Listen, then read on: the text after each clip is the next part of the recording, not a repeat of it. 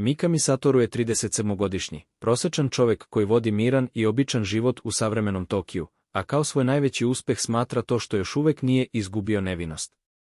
Osjeća blagu ljubomoru kada mu mlađi kolega iz firme predstavi svoju šarmantnu verenicu i pozovu ga na ručak povodom njihove veritbe. U tom trenutku, poremećeni napadač juri prema njima sa oštrim nožem, a Satoru gura kolegu da ga skloni sa puta, ali tako završava izboden na kritičnom mestu. Gubi mnogo krvi i osjeća snažnu vrelinu. Izgovara da to ne želi, a tada se u njegovoj glavi začuje glas koji kaže da je razumeo prepreke i da mu je sada dat otpor na toplotu. Satoru nema pojma šta se dešava, ali kako razmišlja o stvarima koje ne želi, dobija i otpornost na njih. Glas mu saopštava da je sada otporan na ubod, druga fizička oštećenja, bol, pa čak i na hladnoću. Nova otpornost na hladnoću se kombinuje sa otpornošću na toplotu i postaje otpor na temperaturne promjene. Kada Satoru shvata da će sigurno umreti, govori mlađem kolegi da uništi hard disk na njegovom ličnom računaru. Ardu je konačno složio svoje prioritete. I dalje žali što će umreti kao nevin. Ako mu se pruži prilika da se ponovo rodi, želi da bude mnogo uporniji i da juri svaku devojku koju vidi.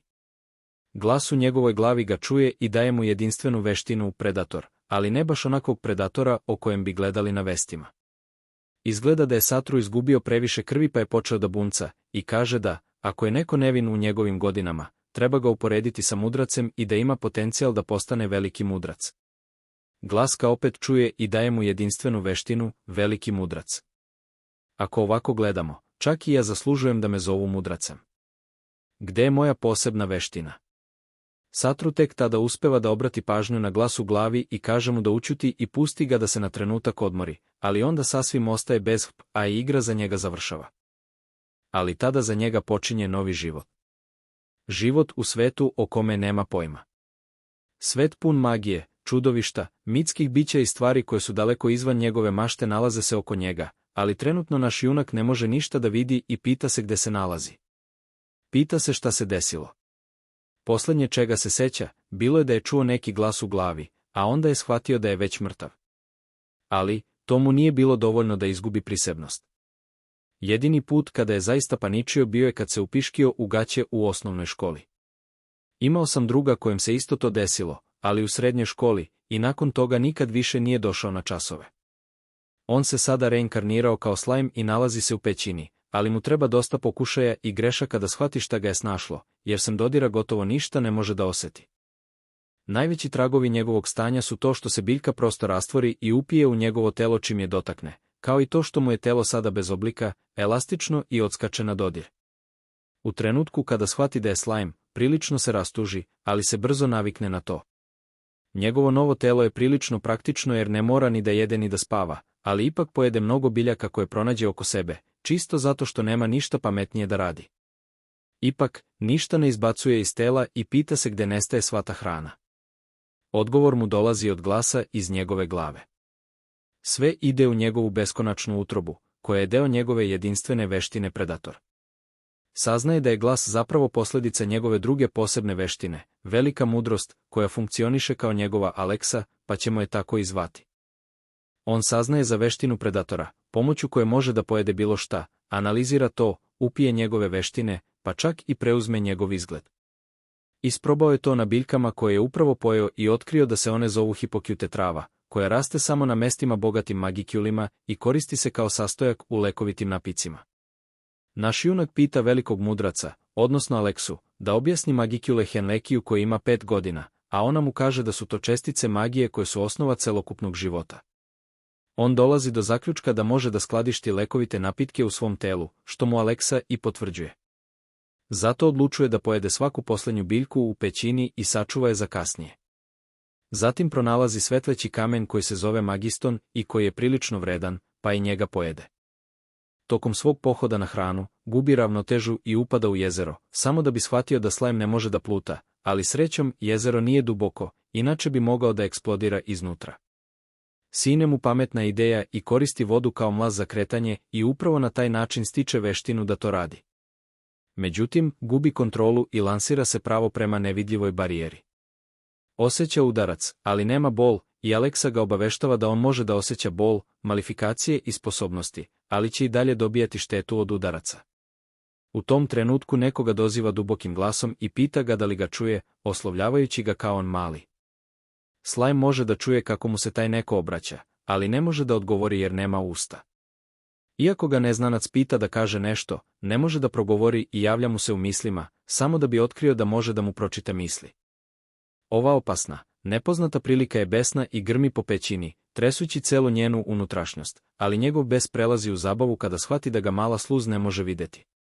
Nepoznanik kaže našem junaku da će mu dati vid, ali pod dva uslova.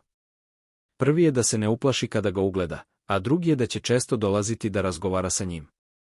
To mu treba samo zato što je ovde zapečaćen 300 godina i užasno mu je dosadno u samoći. Sluz prihvata dogovor i nepoznati mu priča o magijskom čulu, veštini kojom može da oseti magijsku energiju u vazduhu. Pokuša to i odmah može da oseti magiju, čime je dobio dar vida. Aleksa mu tada kaže da je stekao dodatnu veštinu magijsko čulo i objašnjava da su dodatne veštine mnogo snažnije i korisnije od običnih veština. Sada naš junak može da vidi predivan svet oko sebe i odlazi do jezera da se pogleda, shvativši da je zaista slime. Vraća se kod stranca, a izgleda kao da će odmah prekršiti prvi uslov njihovog dogovora. Prestravljen je kada ugleda veličanstvenog zmaja ispred sebe, koji mu se svečano predstavi kao olujni zmaj Veldora, jedan od samo 4 prava zmaja u ovom svetu.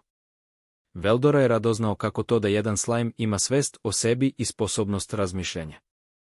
Da li je u pitanju jedinstveno biće sa izuzetnim sposobnostima? Naš junak ispriča zmaju priču o tome kako je reinkarniran i pretvoren u slajma. Vel mu otkriva da je vrlo retko da se neko reinkarnira u ovaj svet, jer ljudske duše obično nisu dovoljno jake da izdrže pritisak prenošenja. Ali to ne znači da ljudi iz drugog univerzuma nisu dolazili ovde. Dolazili su sa čitavim svojim telom kao došljeci iz drugih svetova i dobijali su posebne moći kada stignu ovde. Naš junak je srećan kada sazna da možda ovde može da pronađe neke svoje sunarodnike i misli da bi trebalo da ih potraži. Međutim, pošto to rastužuje Vela, Slime odlučuje da ga još neko vreme prati. Zmaj tada uzbuđeno prepričava svoju priču. Pre 300 godina, slučajno je spalio jedan grad, nakon čega je ljudski heroj obdaren božanskom snagom došao i pobedio ga. Iako je Vel u početku podcenila heroja, bila je dovoljno snažna da ga porazi čak i kada se ozbiljno borio, a zatim je upotrebila moćnu beaming veštinu pod nazivom Unlimited Imprisonment da ga ovde zarobi. Junak je prizvan na način koji se razlikovao od uobičajenih doseljenika iz drugih svetova. 30 moćnih čarobnjaka bilo je potrebno da danima izvode obred koji će prizvati ratnika iz drugog sveta, kome su dodeljene ogromne moći, ali mu je u isto vreme prokletstvo urezano u dušu, pa zbog toga ne može da se suprotstavi svom prizivaču. Naš junak smatra da je to prilično surovo i shvata kako ovaj svet funkcioniše po principu opstanka jačeg. Međutim, onda mu na pamet padne Lomond Bore, koji je patio samo zato što 4 decenije i još koju godinu nije imao devojku, i Vel, koji je bio sam 3 veka. Njihova dosada i usamljenost bili su nezamislivi. I tako naš saosećajni junak predlaže da postanu prijatelji, a zmaj se zapravo ponaša kao pravi sundear. Prvo zagrmi, pitajući se kako jedna obična slime može pokušavati da mu bude prijatelj, ali zatim pocrveni dok priznaje da, ako toliko insistira, možda to može i da se razmotri. Srećom, naš junak je shvatio kakav je Vel i kaže mu da mu je zaista stalo da mu bude prijatelj. Rukuju se i postaju prijatelji, iako im je pomalo neprijatno da o tome pričaju u tim godinama. Sada, kada su postali prijatelji, naš junak se osjeća još gore zbog Velovog zatočeništva, a zmaj je time dirnut. Vel kaže da mu je ostalo još samo oko 100 godina magije pre nego što ostane bez snage i umre, i zahvalan je ako mu slime može pomoći da pronađe izlaz. Naš junak nema konkretan plan, pa improvizuje i pokušava da proždere neograničeno zatočeništvo koristeći predatora, ali ne uspeva. Aleksa tada počinje da analizira moguće opcije i dolazi do zaključka da bi možda postojala šansa da se zatvor razbije ako bi mogao biti ispitan iz polja i iznutra. Vel ne može da ga analizira iznutra jer su i njegove veštine zapečaćene, ali ipak može da prosledi podatke slajmu. Ipak, to bi trajalo vrlo dugo, a naš junak ima svoje planove da pronađe još drugih došljaka iz drugih svetova. Zato Jubes predlaže nešto drugačije. Kaže mu da želi da ga pusti u svoj stomak. Njihovo prijateljstvo očigledno prelazi na novi nivo. Njegov plan je da koristi svoju veštinu grabljivca da analizira zatvor s polja, dok Veldor pokušava da ga probije iznutra.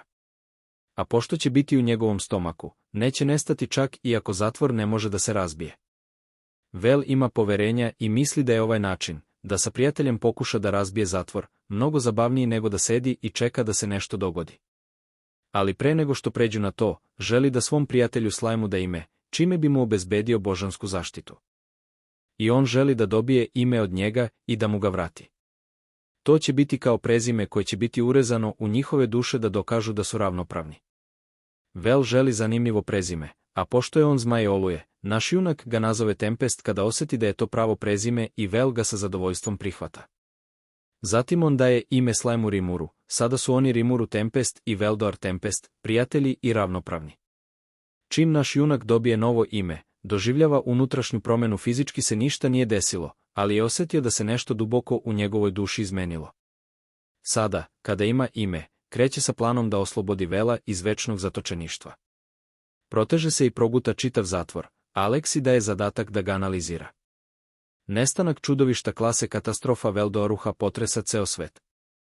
Bio je zatvoren u velikoj šumi đura, koja obuhvata više država, a Rimuru još uvek nije svestan haosa koji se tamo širi zbog iznenadnog nestanka njegovog prijatelja. Sada Rimuru luta pećinom pokušavajući da pronađe izlaz, usput jede razne rude i biljke i skladišti ih u stomaku. Malo se igra sa vodom, pa tako stiče veštine plivanja i korišćenja vode kao oštrog oružja. Sada se 3 veštine vezane za vodu koje je imao spajaju u novu, dodatnu veštinu upravljanje vodom. Na sličan način stiče još mnogo novih veština. Kao što mudri ljudi kažu, pokušaj pa vidi šta će biti. Nekoliko dana kasnije nailazi na prvo živo biće u pećini, osim Vela. To je čudovište poznato kao crni zmijurina. Iako je Rimuru isprva prestrašen, dovoljan je samo jedan trzaj vodene oštrice da zmija bude ubijena. Nakon toga Rimuru je pojede i analizira da bi stekao njene sposobnosti i mogućnost da je oponaša. Iako mu je bilo odvratno da jede čudovište, Rimuru je odlučio da lovi još takvih stvorenja kako bi prikupio korisne veštine. Borio se protiv oklopljenog guštera, zlestonoge i crnog pauka, a od posljednjeg je stekao sposobnost da koristi lepljive i čelične niti. Te nove veštine koristi da oponaša Spidermana i sa lakoćom se kreće po pećini. Zatim je ulovio džinovsku šišmišinu i dobio sposobnost da koristi ultrazvučne talase, što mu je omogućilo i da govori. Posle mnogo nedelja lutanja po pećini, Rimuru najzad nailazi na ogromna drvena vrata koja predstavljaju izlaz. Odjednom su se otvorila i Rimuru se pita da li su to automatska vrata, ali nije tako. Tu su bila 3 avanturista koja su došla da istraže pećinu. Rimuru se sakrio iza kamena i saznao da su tu kako bi ispitali pojačanu aktivnost čudovišta nakon Velovog nestanka. Može da ih razume zahvaljujući svom magičnom osjećaju i čak može da priča sa njima. Ipak, odustaje od komunikacije, plašeći se da bi mogli da postanu nasilni. Trojka pustolova nestaje iz vida zahvaljujući izviđačevim veštinama prikradanja, i dok ulaze u pećinu, Rimuru odlazi. Napolju, posle nekoliko nedelja, ponovo vidi otvoreno nebo i luta šumom razmišljajući o Velu, želi da prikupi mnogo zanimljivih priča koje će prepričavati kada se vrati, a početak jedne priče pojavljuje se odmah. Pred njim se pojavljuje grupa goblina, naoružani su i spremni na borbu, ali ipak više su uplašeni nego što su ratoborni. Nazivaju Rimurua snažnim i kada to shvati, on ih pozdravlja, nesvestan da mu je glas i suviše snažan dok svi goblini ne padnu na kolena. Kažu da znaju za njegovu moć i mole ga da utiša malo. Rimuru ih pita zašto su ovde, a njihov vođa odgovara da su došli jer osjećaju prisustvo moćnog čudovišta. Rimuru isprva ne shvata da govore o njemu, dok mu nisu jasno objasnili sve.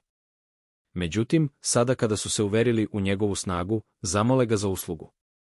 Odvedu ga do jedne kolibe u selu goblina gde ga dočekuju slabašni i stari starešina i njegov sin. Oni su Vel poštovali kao svog boga jer ih je štitio od drugih čudovišta i opasnosti. Ali on je iznenada nestao pre mesec dana i sada su čudovišta počela da ih napadaju. Nisu imali načina da se odbrane i upravo im treba Rimurujeva pomoć.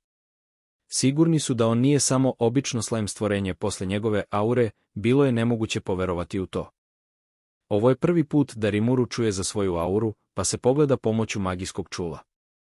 Zaista zastrašujuća aura izbija iz njega, toliko snažno da ga tera da se oznoji. Sada mu je jasno zašto su goblini bili toliko preplašeni, ali on se ponaša kao da je sve vreme znao i kao da je strpljivo čekao da ga oni pronađu. Povlači svoju auru i govori starešini sela da ima potencijala, ali to su samo reči radi reda. Starešina mu priča o dire vukovima koji napadaju njihovo selo, kao i o grupi hrabrih goblina koji su pokušali da ih zaustave. Njima je komandovao goblin sa imenom, koji je bio najstariji sin starešine i koji je dao život kako bi preneo važne informacije o vukovima. Rimuru saznaje da ima samo 60 goblina sposobnih za borbu, dok je vukova oko 100. Sažaljava gobline, ali ne može tek tako da obeća pomoć, jer mora i sam da pazi na svoj položaj. On pita poglavicu sela kakva bi njegova nagrada bila za to što je spasio selo. Goblini su siromašni i nemaju ništa da ponude, pa se poglavica poklanja i kaže da mogu da mu ponude samo svoju nepokolebljivu odanost Rimuru. Njemu nije lako da odbije ljude koji u njega polažu takve nade. Kaže goblinima da nema razloga za paniku. Borit će se zajedno sa njima i štitit će ih umjesto svog prijatelja Veldore. Goblini su mu veoma zahvalni i duboko se klanjaju izražavajući svoju odanost. Rimuru okuplja sve gobline koji mogu da se bore, ali tu nema mnogo obećavajućih ratnika. On pokušava da ih ohrabri i podigne im moral, što mu polazi za rukom i učini da izgledaju mnogo bolje. Zatim odlazi do barake gde se zbrinjavaju svi povređeni borci. Čim stigne tamo, Rimuru izgovara vreme je za gobline. On proguta povređene gobline, izbaci na njih lekovite napitke napravljene od bilja koje je pojeo i potom ih potpuno izlečene ispljune.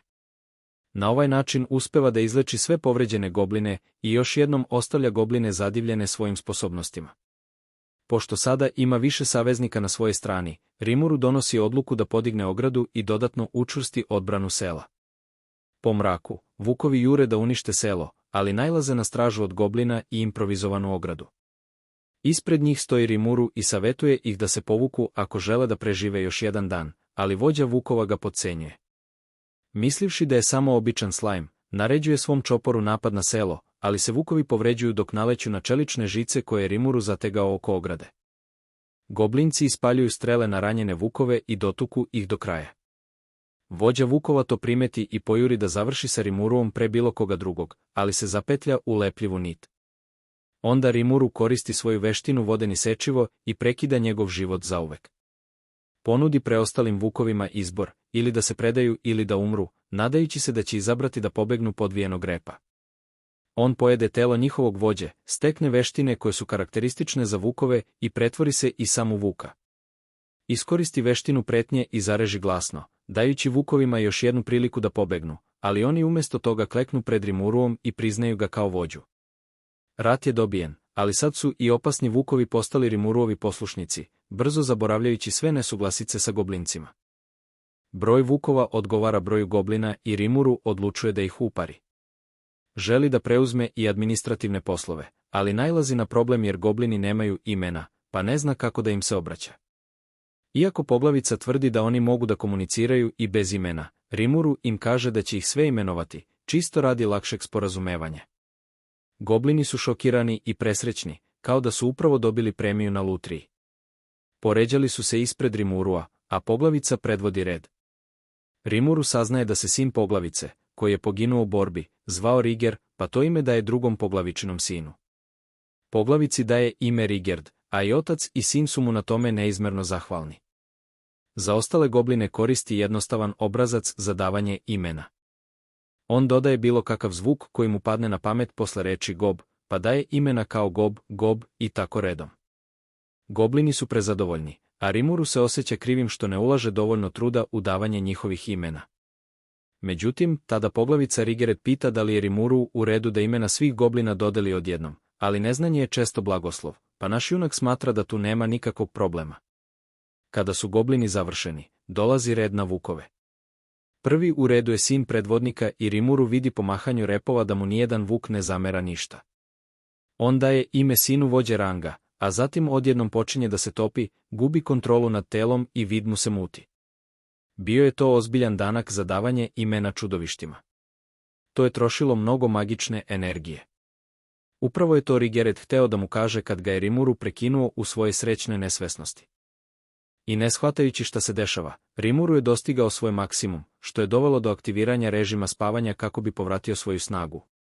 Potpuno se oporavio 3 dana kasnije, a tada ga je dočekala šarmantna i privlačna goblin devojka. Rimuru nema pojma ko je ona, da je ranije u selu postojao neko tako simpatičan, sigurno bi je zapamtio. Devojka odlazi da pozove Rigera, a Rimurua očekuje pravo iznenađenje kada ga ugleda kao visokog i mišićavog goblina. Pita ga šta se ovde desilo, a Riger mu objašnjava da čudovišta obično nemaju ime, ali davanjem imena njihova moć raste i oni evoluiraju. Čim je to rekao, u prostoriju uleće Ranga, sada ogroman pas sa rogom, koji svojom repom može da izazove buru. Rimuru izlazi napolje i otkriva da su se goblini razvili u potpuno novu vrstu. Muški goblini su se pretvorili u hogobline, a ženski u obične gobline. Iako je Rimuru dao ime samo Rangi, svi vukovi su evoluirali jer su bili povezani i mogli su deliti ime. Više nisu opasni vukovi, već su postali tempest vukovi. Sada Rimuru preuzima vođstvo nad selom i postavlja 3 pravila kojih svi moraju da se pridržavaju. Prvo pravilo, nema napadanja ljudi. Drugo pravilo, nema međusobnih svađa. Treće pravilo, niko ne sme da omalovažava druge rase. Prvo pravilo je bilo posebno važno zato što ljudi žive u velikim grupama i nanošenje štete njima može da izazove žestoku odmazdu koju čak ni moćni slajm ne bi mogao da izdrži. Posle toga, Rimuru je podelio odgovornosti u selu i proglasio Rigerd Goblin Lordom, što ga je toliko dirnulo da je zaplakao. Ostali goblini i vukovi dobili su zadatke čuvara, sakupljača i lovaca. Ali imaju ozbiljne probleme sa skloništem i odećom. Tim goblina napravi kuću koja se sruši nekoliko trenutaka nakon što je završena, i Rimuru pomisli da su i ptičija gnezda čvršća od toga. Takođe, odeća goblina je previše oskudna, ali ovde nemaju nijednog zanatliju koji bi mogao da im pravi garderobu. Ipak, nekada su trgovali sa jednom rasom koja je bila veoma vešta u izradi raznih predmeta. To su bili patuljci iz Dvorvena, poznati po svom legendarnom umeću i zlatarskim sposobnostima. Rimuru je veoma uzbuđen i odlučuje da ih kontaktira, i zbog toga kreće sa nekoliko goblina i vukova u grad patuljaka. Goblin po imenu Gopta, koji je već ranije bio u Dvorvenu, vodi Rimurua kao vodič, a sa njima su i Riger i još 2 goblinska čuvara. Uveče Rimuru pita Goptu o kraljevstvu patuljaka, a on mu priča da je to tehnološki napredno, modifikovano pećinsko naselje u kome zajedno žive patuljci, ljudi, vilenjaci i druge rase. Izgleda da Rimuru ima slabost, čim čuje za vilenjake, više ne obraća pažnju na ništa što Gopta priča. Dvargan je bio grad sa slobodnom trgovinom kojem su čak i čudovišta mogla da pristupe. Kralj je strogo zabranio bilo kakve sukobe unutar zidina, a snažna vojska je pazila da se taj red održava. Putovanje do tamo traje svega 3 dana jašući na vuku, ali kad su stigli pred kapije Dvargana, Rimuru je mislio samo na prelepe vilenjake umesto na patuljke zanatlije. Pa, muškarci ostaju muškarci. Odlučio je da u grad uđe samo sa Goptom, koji je išao kao njegov saputnik, i pridružili su se dugom redu. Dvojica ljudskih siledžija su došla tražeći nevolju i planirali su da ih maltretiraju, smatrajući da su goblin i slajm lak plen. Rimuru im tada kaže da je on dobra osoba, odnosno slajm, i spreman je da ih pusti bez problema ako odu mirno. Ali siledžije ga ozbiljno podcenjuju i nazivaju ga slabim, jadnim čudovištem, što Rimaru ne ostavlja izbora osim da upotrebi svoju veštinu mimikrije i pretvori se u tempestar vuka kao što je Rangava, samo mnogo većeg. Siledžije i njihovi saučesnici kreću na njega, ali čvrsta koža vuka je neprobojna za njihove bedne napade. Sada je red na Rimarua koji urla koristeći veštinu Menis, međutim pretera sa time, pa mu Aleksa izveštava koliko je ljudi pobeglo i koliko je njih popustilo od straha, baš kao moj drug koga nisam video još od onog sudbonosnog dana u srednjoj školi. Ali to je ipak bio prekršaj, pa su ih čuvari strpali u zatvor. Gopta duboko spava, dok glavni čuvar govori Rimaru da će, budući da im je ovo prvi prekršaj i da nisu započeli tuču, uskoro biti pušteni. Tada dolazi drugi čuvar i obaveštava ga o hitnoj situaciji u rudnicima, gde se pojavio monstrum i nekoliko zanatlija je povređeno i zaglavljeno unutra. Pored svega toga, nemaju dovoljno napitaka za izlečenje. Ali Rimuru dolazi u pomoć i daje im lekovit napitak koji je napravio od biljaka iz pećine. Glavni stražar je blizak prijatelj povređenih patuljaka i nema izbora osim da poveruje slajmovim rečima i njegovim izlučevinama. On trči da pomogne svojim drugovima sa napitkom za izlečenje, dok Rimuru koristi svoje niti pečata da se zabavi, a na kraju okači uspavanog Gopdu naopako. Stražar se vraća noću i uspeo je da spasi sva 3 povređena patuljka. Zahvaljuju mu se, i ubrzo glavni stražar pušta Rimurua na slobodu. Kao nagradu, stražar ga pažljivo sasluša i odlučuje da ga upozna sa veštim kovačem, koji može da mu pomogne. Prolaze kroz magični grad na paru, prepun neverovatnih umetničkih dela, i vodi ga do majstora oružara Kadžuna, koji je ujedno i stražarev stariji brat. Igrom slučaja, Rimuru nailazi na trojicu patuljastih braće koje je spasao juče. To su Garm 2 i Egi, koji rade za Kajuna. Oni pričaju kako ih je lek od slajma spasio i njihov šef je također veoma zahvalan Rimuru. On čuje njegovu molbu da mu pošalje nekoliko zanatlija za selo, ali nažalost ima nemoguć zadatak pred sobom i ne može da izdvoji ljude. Postoji mogućnost rata i ministar mu je naredio da do kraja nedelje isporuči 20 magičnih dugih mačeva. Kajun je hteo da odbije, ali ministar, po imenu Vesta, je povredio njegov ponos i nije mogao to da pusti. Ovo podsjeća Rimurua na njegovog bivšeg šefa i život pre ovoga. Osim što nema dovoljno vremena, glavni kovač nema dovoljno sirovina, rude magistona. A ako ne uspeš da isporučiš mačeve, možda ćeš izgubiti njegovu dozvolu. Rimuru shvata da je magistonska ruda ista ona stvar koju je pojeo u pećini. Smeje se i ispljune je. Kaže Kainu da to iskoristi, i da nije u pitanju samo ruda, već i rafinisani magistijal. Patuljak pita za cenu tog dragocenog resursa, a sve što Rimuru želi jeste da pošalje neke vešte zanatlije u njihovo selo i nauče ih bitnim stvarima. Ako je to sve, patuljci mogu odmah da prionu na posao, pošto imaju još 19 mačeva da izrade. Međutim, Rimuru tada dobije ideju. Traži da pregleda dugi mač koji je Kain već napravio. To je prelep mač koji svetli i može da odražava čarobnu afinitet svog korisnika, i Rimuru kaže da želi da ga pozajmi na kratko. Proguta ga i zamoli Aleksa da analizira taj mač i počne masovno da pravi kopije koristeći minerale iz njegovog stomaka. I tako, on napravi 20 kopija mača na Ziroksu, što je maltene isto kao kad studenti odrađuju svoje zadatke na fakultetu. Malo se dvoumi, ali to kratko traje, jer mu patuljci odmah kažu da idu u kafanu gde su svi konobari prelepe vile. Rimuru ne može da propusti ovakvu priliku i odmah pristaje na plan. U kafani ga potpuno očaraju prelepe vile, kojima se i on dopada, pa se bukvalno otimaju oko toga koja će da ga zagrli. Rimuru ima slime riz i može da se opusti na mekanim i udobnim jastucima, što je najbliže što je ikad bio nekoj devojci. Pomisli u sebi kako kontroliše ovu sreću i zamišlja da je ovo pravi raj. Želi da ovaj trenutak traje zauvek. Žurka se nastavlja, a jedna vila mu kaže da je jako vešta u gledanju sudbine, dok druga predlaže da potraže onu koja mu je suđena. Rimuru se pita da li će mu srodna duša biti čovek ili slajm, a kristalna kugla mu pokazuje ženu japanskog izgleda sa gomilom dece, pa izgleda da će naš junak postati očuh svima njima. Ali onda se u kafani pojavljuje lik koji kvari zabavu, po imenu Vesta. To je isti onaj ministar koji je dao Keiću onu nemoguću naredbu i sada je tu da mu se naruga zbog toga.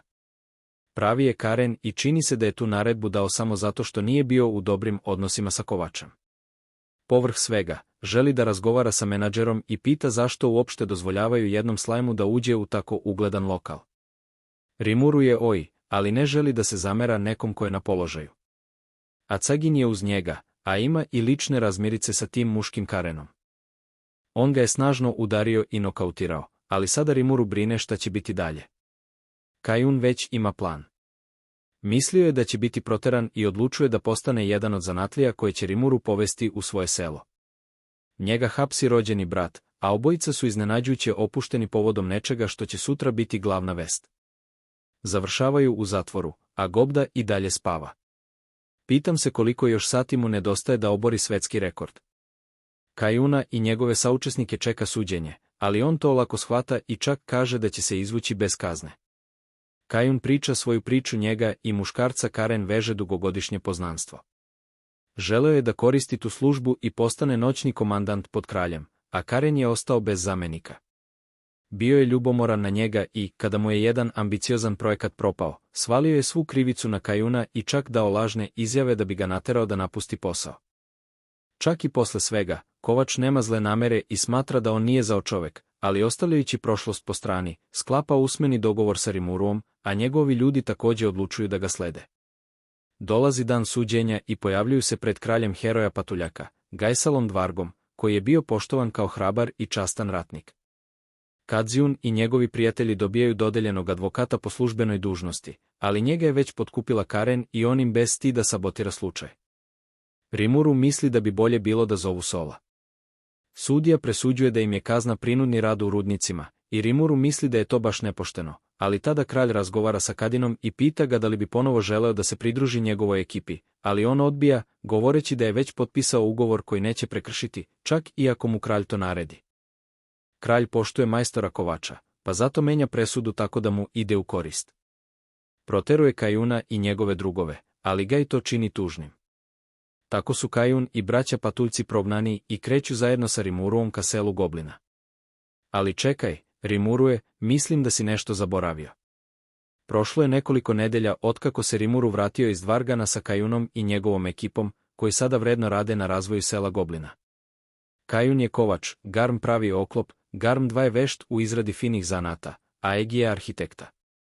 Pored toga, Rimuru je dočekalo još 500 goblina koji su čuli za njega i okupili se ovde da bi ih zaštitio. Isprva je hteo da ih pošalje nazad, ali kada je pitao Aleksu, ona mu je rekla da bi goblini, u borbi za prevlast među moćnijim vrstama poput orka, ogra i gušterolika, bili istrebljeni. Zbog toga mu ih je bilo žao. Tupin ih je sve redom imenovao i zatim spavao još 3 dana kako bi povratio snagu. Takođe, Goptija je postao učitelj za prizivanje vukova iz senki. Pošto ga je Rimuru ostavio u zatvorskoj ćeliji, iako se potrudio da prizove svog vuka, oslobodio se i bezbedno se pridružio Rimuru na povratku kući. A Riger je unapređen u goblina vođu i poveo je druge vladare goblina pod svojom komandom. Toga je, nekako, učinilo još mišićavijim i jačim. On je tu da obavesti Rimurua o prizvanim truterima u selu.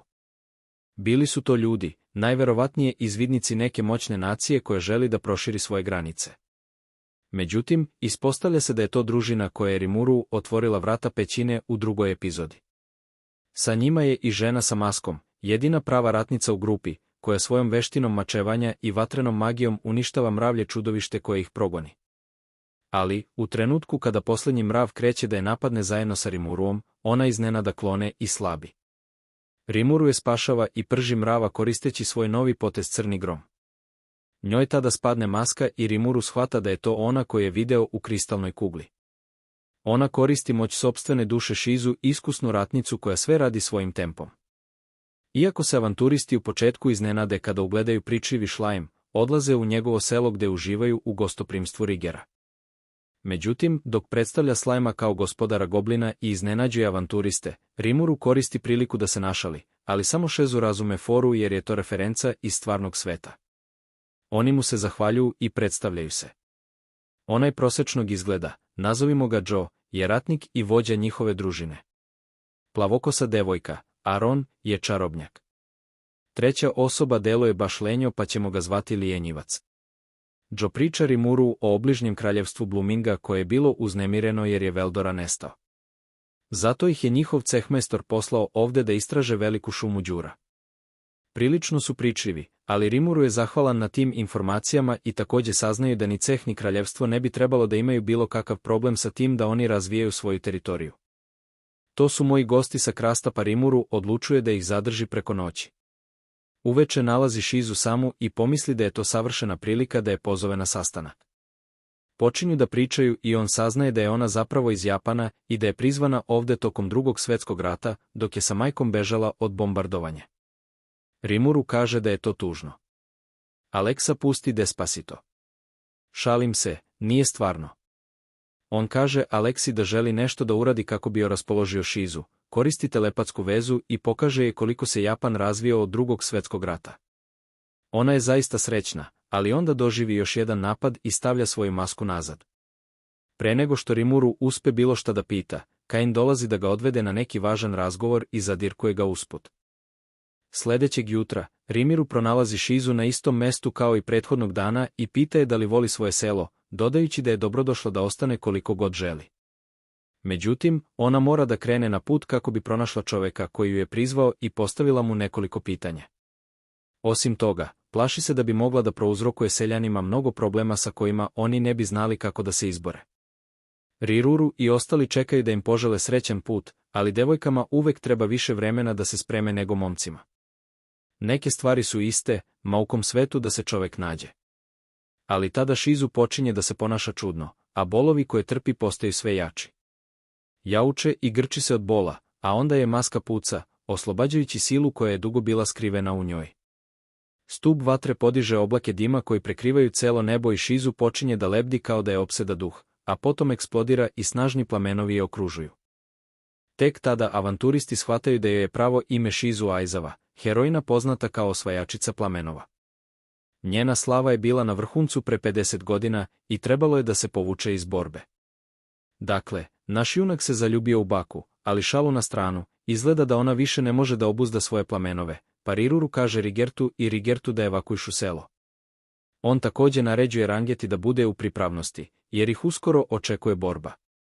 Kada je maska konačno padne, Šizu gubi posljednje zrno razuma koga se držala i pretvara se u Eifret, velikog duha vatre koji je zapravo bio izvor njene moći. Avanturisti misle da im je tu kraj i za to imaju dobar razlog.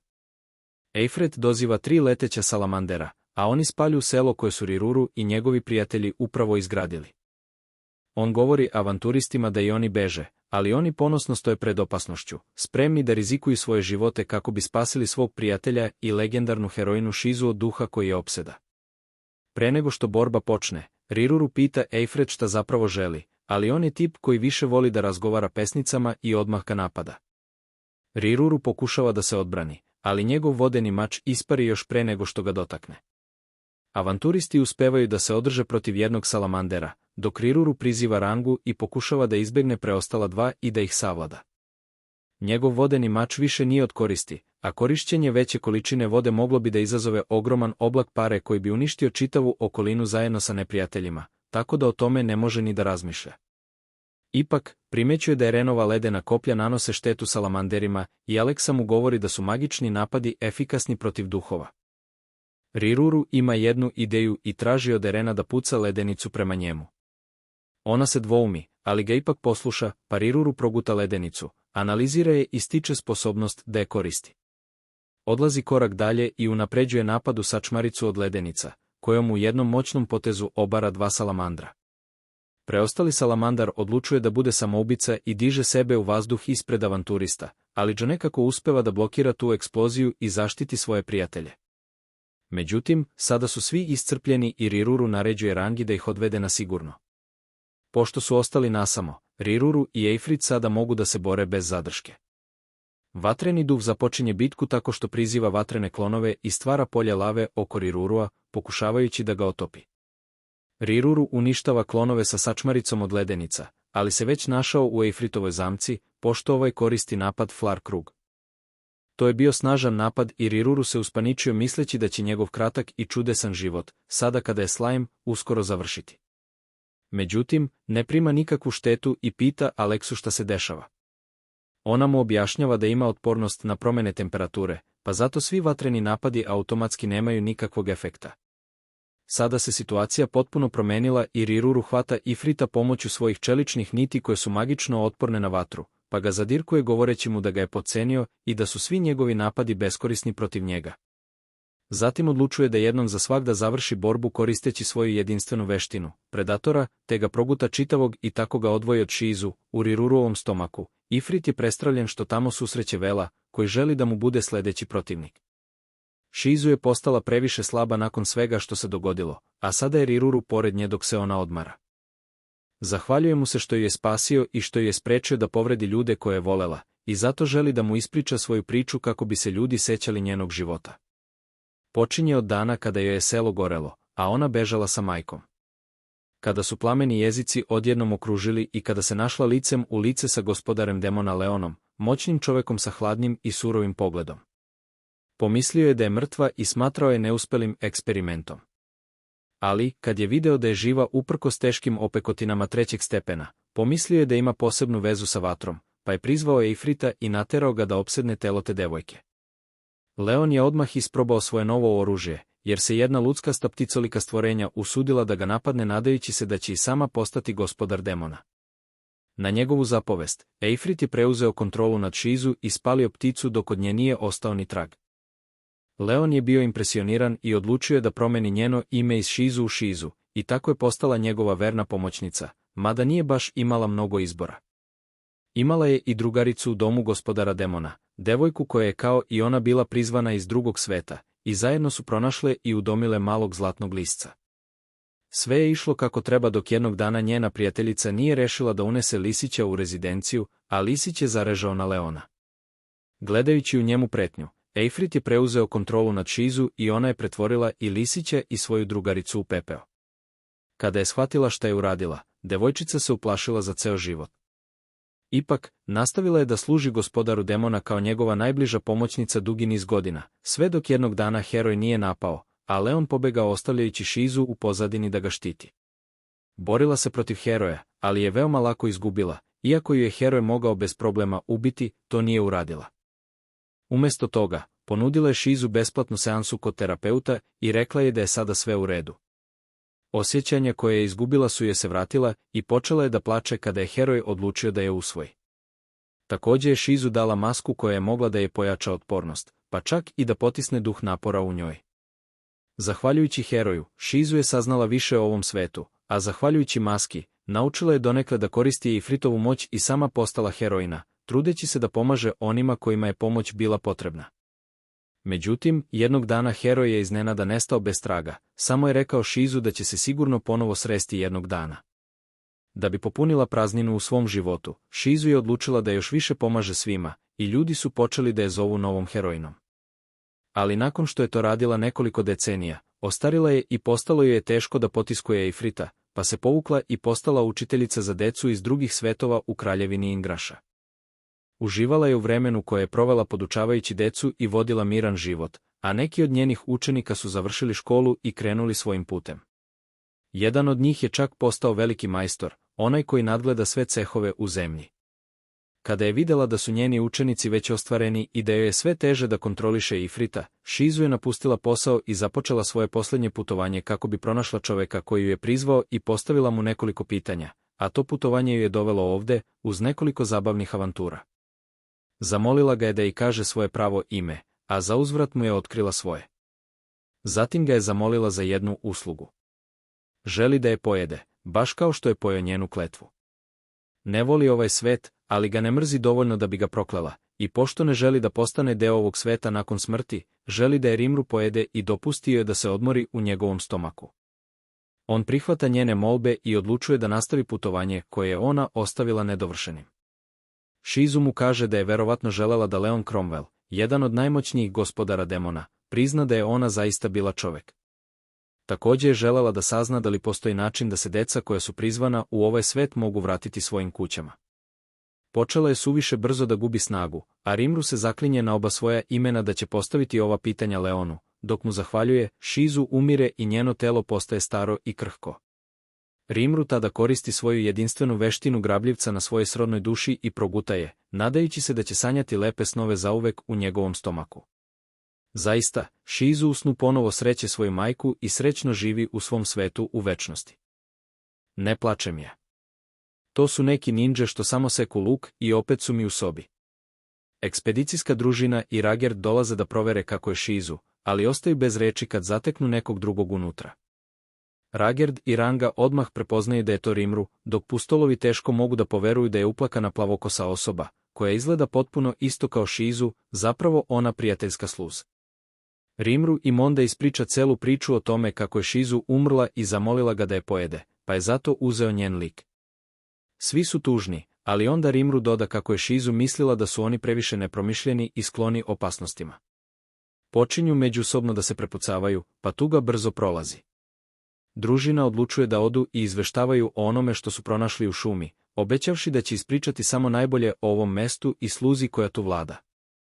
Međutim, pre nego što odu, žele da Rimru ponovo poprimi svoj ljudski oblik kako bi mogli da se zahvale Šizu preko njega. Također, Rimru primećuje da je njihova oprema prilično loša, pa odlučuje da im pokloni oprošteni dar. Pustolovi su presrećni što dobijaju oklop koji je mnogo skuplji nego što bi ikada mogli da priušte, a još su zadovoljniji kada saznaju da su majstori koji su ga izradili čuvena trojica patuljastih braće i legendarni kovač Kajun. Nakon toga oni kreću nazad ka svom cehu, a Rimru odaje posljednju počast svoje srodnoj duši. Obećao joj je da će pronaći Leona i naterati ga da odgovori na pitanja, i on je čovek od reči. Ipak, pre nego što bilo što preduzme, mora da sazna više o ovom svetu i hijerarhiji moći koja ovde vlada, dok usput razvija svoje selo i postaje sve jači. Posle štete koja je nastala tokom borbe sa vatrenim duhom i Foridom, koji je boravio u Šizuinom telu, goblini ponovo kreću da razvijaju svoje selo. Kadžin i trojica patuljastih braća uz pomoć goblina grade kuće, prave odeću i druge važne stvari koje su im potrebne, a Rigored i goblinski gospodari pod njegovom komandom prave plan za dobro upravljanje selom. A Rimru se samo prepušta uživanju u privilegijama, jer njegovi podanici rade odlično i bez njegovih uputstava. Ali postoji nešto što mora da uradi i zato pazi da ga niko ne vidi. U svom domu ispljune masku koju je Šizu nosila, nakon što je popravi i obećava da će je čuvati. Zatim, uz tihi smeh, sprema se da upotrebi veštinu mimikrije i preobrazi se u ljudsko telo. On se pretvara u Šizu sa plavom kosom i proverava koliko ima kontrolu nad telom i da li mu čula rade kako treba. Iako je zahvalan što ima ljudsko telo, sada mu je zapravo prijatnije da bude slajm. U tom trenutku mu pada nešto na pamet i pita se Alekseta da li može da koristi veštinu kloniranja nakon što je apsorbovao Iforid. Aleksa mu odgovara da može da koristi sve veštine vatrenog duha, pa Rimru odmah priziva svoj klon da proveri kako izgleda i vidi da je potpuno isti kao Šizu, a uopšte ne liči na sebe. Klon jeste lep, ali Rimru je malo zbunjen oko toga da li je dečko ili devojka, pa zaključi da neće škoditi ako malo pogleda svoje telo. Umesto da sazna nešto zanimljivo, Rimru se šokira kad otkrije da uopšte nema pol. To je, u stvari, i bilo očekivano, jer kao slajm nije ni imao pol. Pa, kada je shvatio svoju situaciju i dok se oblači, pita se Alekset šta je bila ona crna dim koja se pojavila kada je stvorila svoj klon. Ona mu odgovara da se crna dim pojavljuje kada koristiš magiju da stvoriš nešto što je veće od tvoje sopstvene veličine, i to daje Rimru ideju da i on može da stvori svoju odraslu verziju. Tako i uradi, i shvata da će biti zgodan muškarac kad poraste. Pošto može potpuno da kontroliše svoje telo, pokušava da sebi da i muški i ženski oblik, ali stane pre nego što bi video više nego što želi. Iako je nevin već 37 godina, ipak ima dovoljno samokontrole da ne pogleda odraslu žensku verziju sebe, koja bi izgledala potpuno isto kao Šizu, ali, ovo je prava rodna fluidnost, i ako ti neki probuđeni lik bude pričao o tome, pitaj ga da li on može ovako nešto. Nakon toga, Rigerter dolazi da mu podnese izveštaj. Dok razgovaraju, Rimru shvata da, pošto je sada čovek, ima čulo ukusa i da može da jede ukusnu hranu. Nije probao ništa otkad se ponovo rodio i sada mu je jedino na pameti šta bi mogao da pojede, dok obilazi selo i sreće Rigera, Gopdu i ostale iz lovačke družine. Kaže im da ulove neke ukusne životinje jer planira da jede zajedno sa njima. Gopda, iznenađen, pogleda Rimrua u grudi i pita da li će i njemu da poraste ako bude puno jeo. Ne mogu da ga krivim što to misli, ali odmah dobije šut u glavu pa poleti. Riger obećava da će naučiti Gopdu pameti, ali kaže i da nema manjka plena, jer su posljednjih dana divlje zveri često dolazile u ovaj kraj. Misli da je to zbog sezonske seobe, ali Rimru ima svoje sumnje i odlučuje da pošalje Rangu sa lovcima za svaki slučaj, ako im zatreba dodatna pomoć. U međuvremenu, on odlazi do pećine gde je njegov prijatelj Veldora bio zatočen, kako bi isprobao veštinu Degenerate, koju je dobio nakon što je pojeo Šizu. Kad kaže Degenerate, ne misli na nas. To je bila veština koja može da kombinuje različite veštine i stvori nove, ili da ih razdvoji na manje veštine. Pošto je ta veština bila dragocena Šizu, Rimru odlučuje da je dobro iskoristi i dobija dodatnu veštinu pod nazivom Crni plamen, koja izgleda prilično moćno i impresivno. Takođe, masa koju je Šizu ostavila imala je moć da potisne magiju. Kada Rimru stavi tu masu na sebe, Aleksa mu kaže da je njegova slaba aura potpuno potisnuta i da bi sada svakome izgledao kao običan čovek. Ali onda dobija telepatsku poruku od Range i izgleda da se dogodila neka hitna situacija. Rimru trči ka šumi da vidi kako Gopdu poseca beli mačevalac, dok ostali goblini i vukovi već leže onesvešćeni na zemlji. Ispred njega stoje dvojica ljudi sa rogovima. Jedan je crven, a drugi beo, i Rimru ne zna ništa o njima, pa ćemo ih za sada zvati po bojama. Dok se približava dvojici napadača, Rimru ugleda Rangu koji se bori protiv još dvojice istih takvih. Ali, baš kad su krenuli u napad, zid plavog plamena koji baca još jedna devojka iste vrste, koji ćemo nazvati Pink, zaustavlja ih. Reiger se bori sa ženom, a Rimru ga zove nazad kada se ponovo spoji sa Rangom. Izvinjavaju se zato što nisu uspeli da odbrane grupu, ali neprijatelji su bili snažni, a jedna od njih je čak koristila magiju. Sada se svih 6 ljudi sa rogovima okupilo, a Rhaegar kaže da su oni ogri, jedna od snažnijih vrsta koje žive u šumi. Oni ne liče na ogre koje je Remover viđao u filmovima i igrama. Izgledaju mnogo otmenije, a čak su imali i japanske mačeve kod sebe. Pokušava da razgovara sa njima, uveren da nema potrebe za borbom. Ogre jesu bili jači od goblina, ali ipak ni Gobdon ni Rhaegar nisu zadobili smrtonosne povrede, dok je ostatak družine jednostavno bio uspavan magijom. Međutim, dok Remover pokušava da racionalno reši situaciju, ogri počinju da ga psuju i nazivaju demonima, zahtevajući da pokaže svoje pravo lice. Njihov princ i vođa, Red, posebno je neprijateljski nastrojen i tvrdi da nijedan običan čovjek ne bi mogao da porobi toliko čudovišta, te da je njegov pravi identitet odavno otkriven zbog maske. River Rui pokušava da objasni stvari, ali Red nema nameru da ga sasluša, jer je već ubeđen da je umešan u nedavni napad na njihovo selo. Sada kada nema drugog izbora osim da se bori, Rumu Rui govori Rangi da se obračuna sa Pink, čarobnicom, ali bez da je ubije, a on će srediti ostale.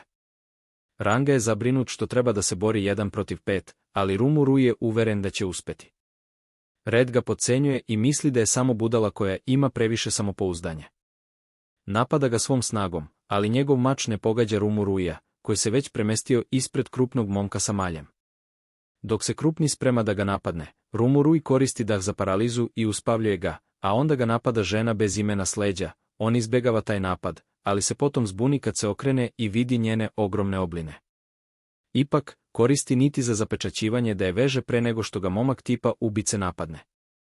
On razbija njegov mač koristeći svoje veštine i oklop na telu, a zatim ga jednim udarcem baca unazad.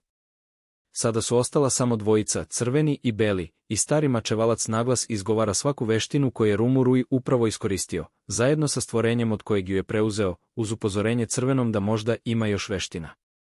Ne zaboravi da je taj starac ozbiljan problem, ali sada samo želi da razgovara s njima, pošto su vidjeli koliku moć ima, i predlaže da prestanu da se bore. Ipak, crveni je sada još uvereniji da je Rumu Rui bio saveznik orka koji su porazili njegov narod, i siguran je da je bio jedan od demona umešanih u tu zaveru. Rumu Rui pokušava da razjasni nesporazum s crvenim, ali tada iznenada starac izvodi podli napad, zadaje mu sečivo i dovoljno brzo reaguje da Rumu Rui izgubi samo ruku umjesto glave.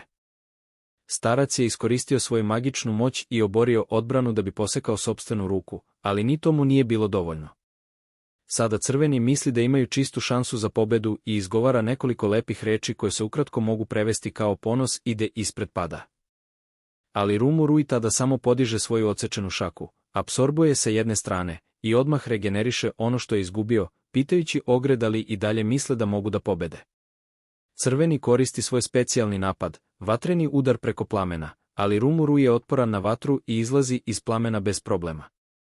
On pohvaljuje ogre, govoreći da ih je podcenio i da će im sada pokazati samo trailer svoje snage.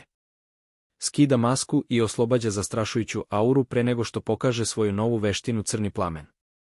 On oslobađa tornado crnog plamena, što šokira sve prisutne, a Roza Pastu shvata da se plamen stvara iz njegove sopstvene moći, a veličina plamena otkriva kolika je snaga tog čoveka. Plamen je crn, pa je i ogroman, što nije iznenađenje. Ipak, Rumu Rui nije zadovoljan samo ovim, pokazuje im još jednu svoju veštinu, crnu munju, kojom usitnjava ogromni kamen. Zatim pita ogre da li ih je sada strah ili su i dalje spremni za borbu, a crveni deluje uznemireno. Beli mu predlaže da uzme princezu i pobegne, dok će se on zadržati i probati da reši stvar, ali crveni je vođa i ne prima naređenja od drugih. Priznaje da nema šanse protiv Remurusa, ali kao vođa ogra smatra da mu je dužnost da osveti svoje palasaborce, pa je spreman da se bori do smrti, iako nema nikakvih izgleda za pobedu. Remurus je planirao da ih zastraši, ali mu se to obilo o glavu. Pre nego što crveni uspe da uradi nešto glupo, njegova sestra Roza staje ispred njega i kaže da možda greše. Ona objašnjava da ovo sigurno nije isti demon koji je bio odgovoran za sudbinu njihovog sela. On je bio dovoljno moćan da ih sve uništi sam, i ne bi morao da se oslanja na orkove da obave prljav posao umjesto njega. Crveni sluša svoju sestru i konačno pita Remurusa ko je on. Remurus otkriva da je on zapravo samo slajm.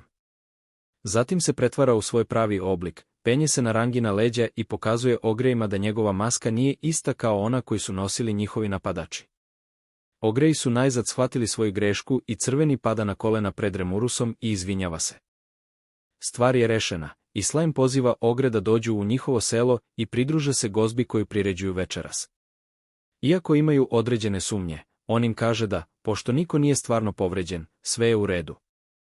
Nakon što je zbrinuo svoje povrede i lovio za gozbu, Remurus se sa ogrejima i goblinima zaputio nazad ka selu. Pita crvenog kako se zove, a ovaj odgovara da niko u njihovoj grupi nema ime, zbog čega Remurus shvata kako lako zaboravi da u ovom svetu čudovišta nemaju imena. Zabava počinje uveče, a prvo jelo donose pred Remurusa dok ga goblini nestrpljivo posmatraju i čekaju njegovu reakciju. Kada zagrize jelo koje liči na kebab, preplavi ga zadovoljstvo i sreća. Ovo mu je bio prvi put da je okusio nešto otkad je došao u ovaj svet i pomisli kako mu se sada čini da život zapravo vredi živeti. Svi su se dobro zabavljali, a Riged, Rigor i Kejin su sedeli sa dva glavna ogra i slušali njihovu tužnu priču. Napali su ih orkovi, a po pravilima ovog sveta to je bilo nemoguće. Orkovi su bili svinjsoliko stvorenje, mnogo slabije od ogrova, i bilo je nezamislivo da ratuju protiv nekoga koji je jači od njih. Ipak, orkovi su jednog noćnog časa napali i zapalili celo selo ogrova. Imali su čitavu vojsku u punoj pločastoj oklopnoj opremi i sa oružjem u rukama. S njima je bio moćni demon sa maskom, i zato su ogrovi pomešali Remurusa sa tim demonom dok su se borili. Najverovatnije su orkovi postali živi uz pomoć gospodara demona, a rezultat svega je bio da je od 300 ogrova sada ostalo samo 6. Rijeburuv je i ranije čuo za sve to, pa sada prilazi grupi da pita Reda šta planira dalje. Red sada može da razmišlja samo o osveti i želi da ojača svoju grupu kako bi pronašao orciće i demona, ali nema pojma odakle da krene sa potragom. Rijeburuv shvata da vođa ogra nema nikakav plan, pa predlaže svoju ideju. Pita ih da li bi bili zainteresovani da postanu njegovi podanici. On namerava da im obezbedi bar hranu, odeću i krov nad glavom, ali Red pita da li bi udruživanje sa njima dovelo do rizika po goblinsko selo.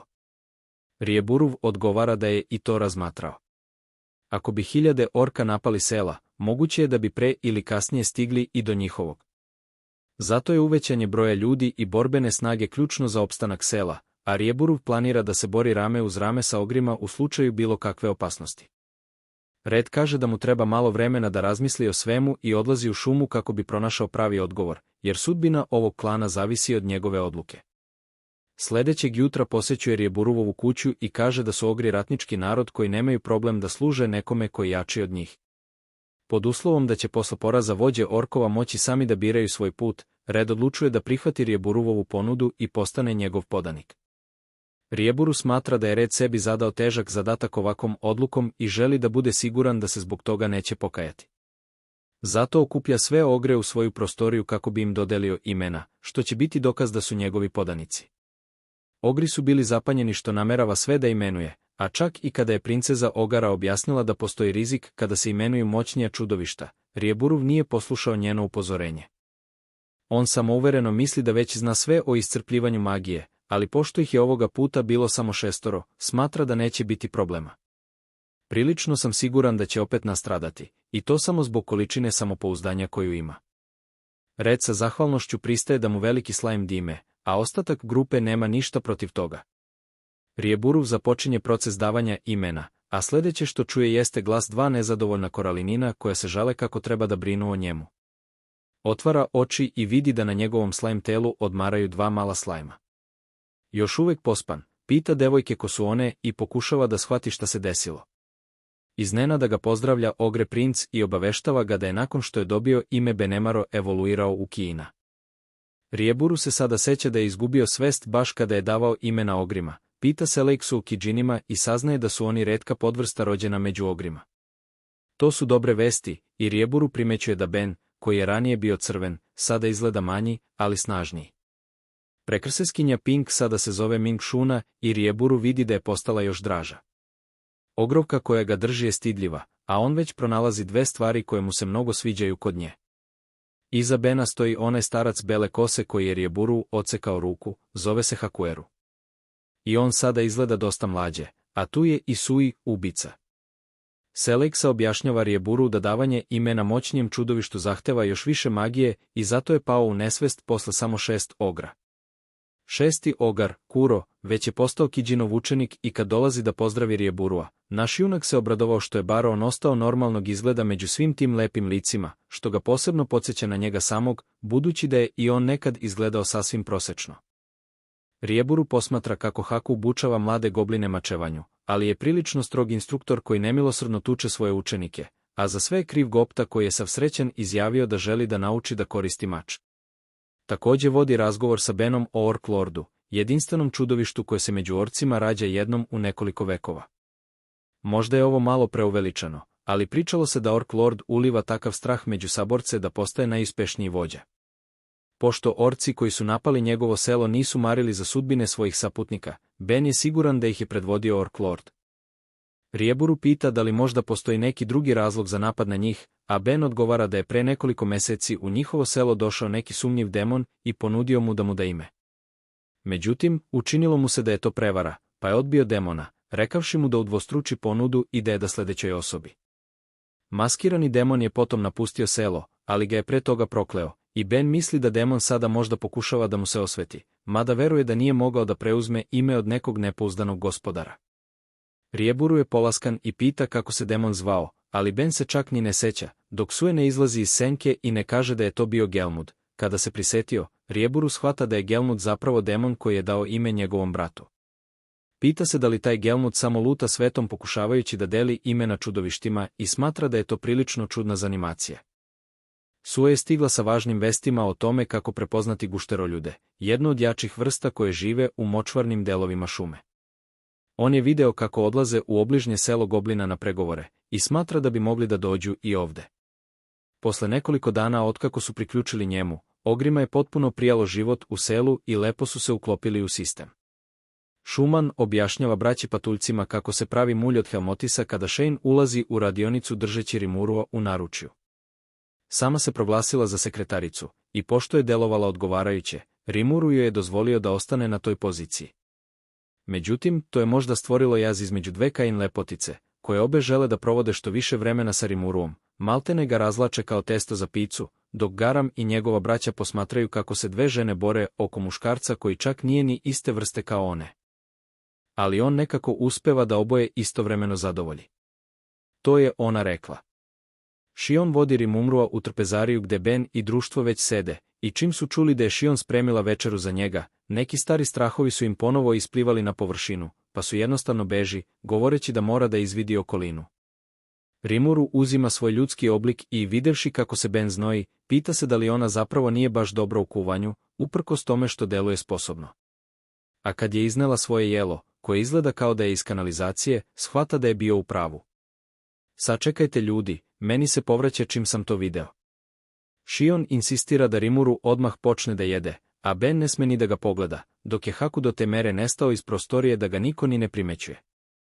I dok uzima kašiku hrane, misleći makar neće umreti od ovoga, zamišlja kako mu to užasno kuvanje zlobno namiguje.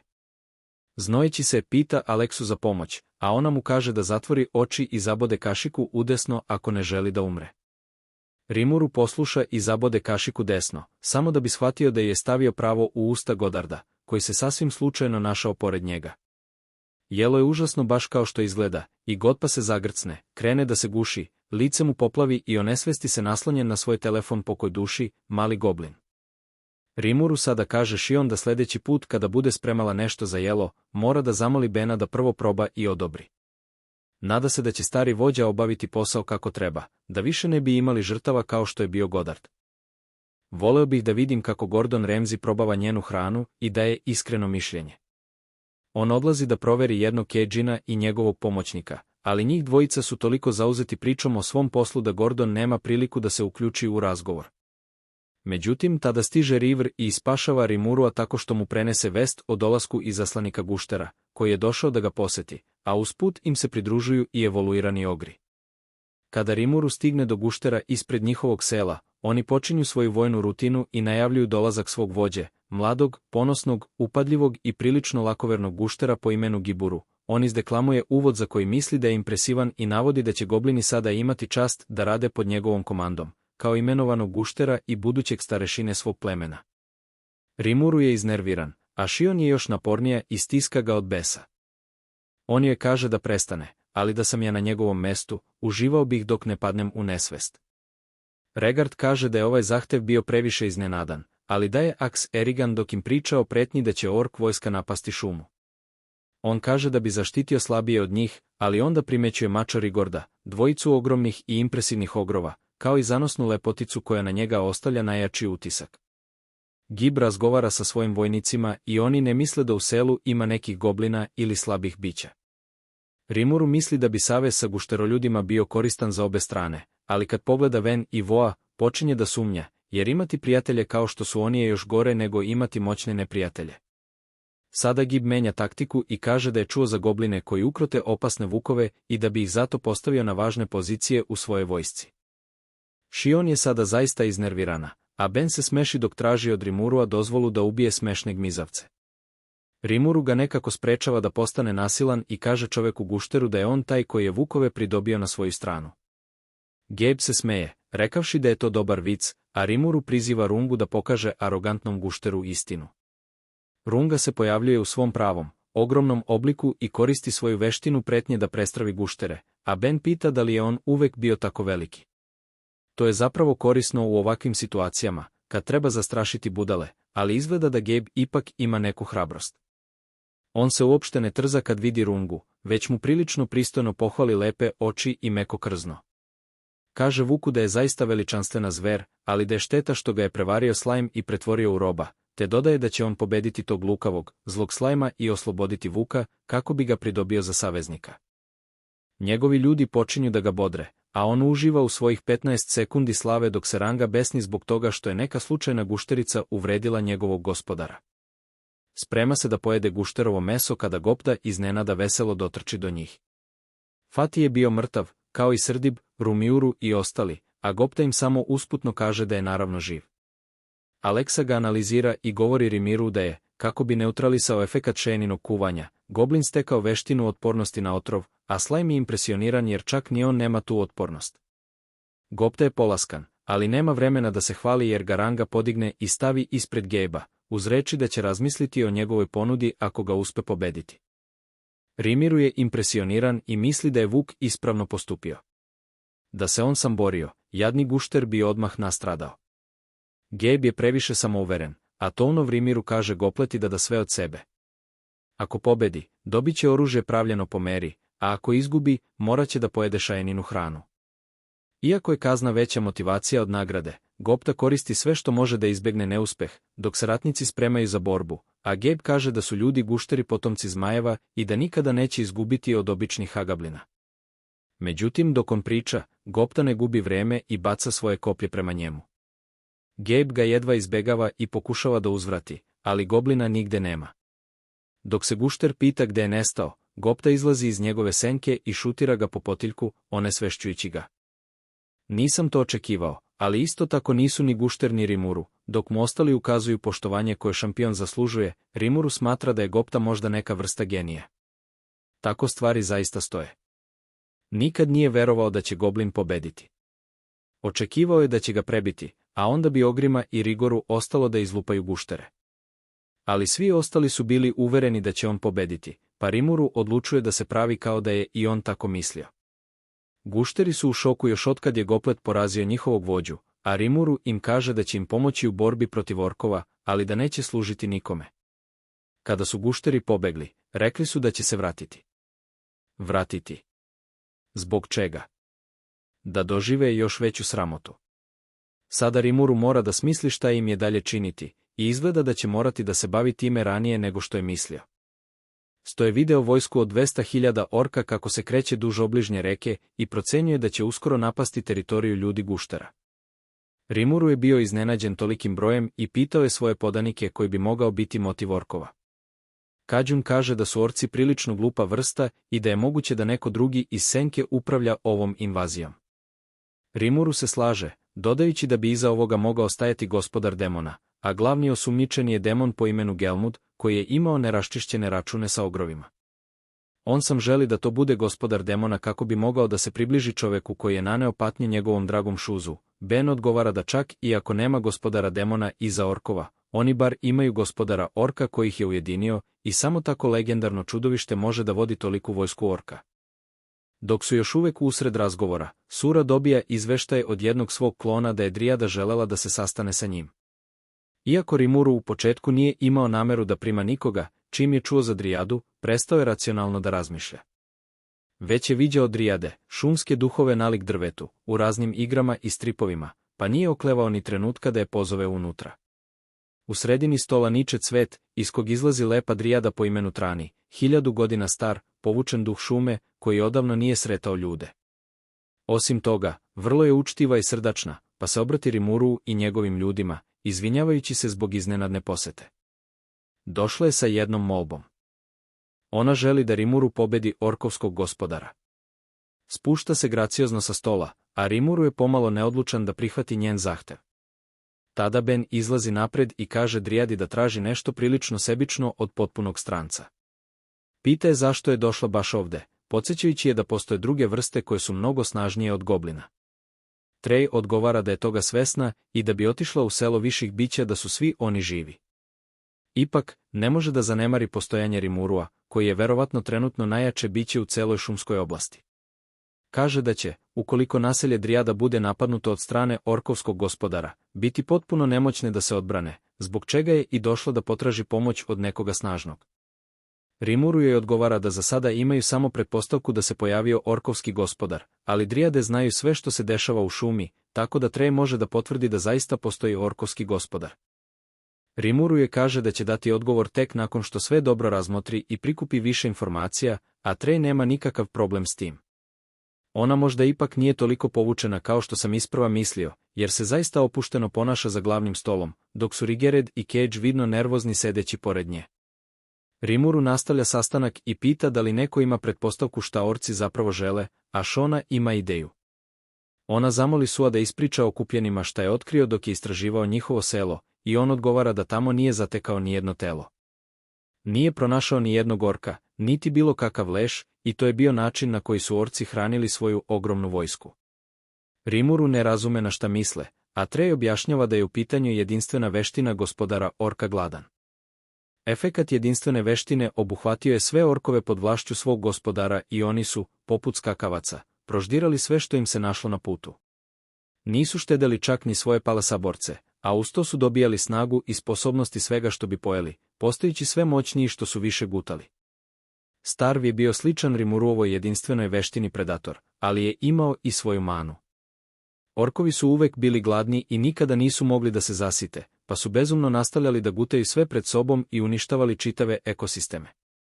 Rimuru tada shvata da orkovi ne love zbog kontrole, već zbog moći i zaključuje da njegovo selo nije bezbedno ako se ovako nastavi.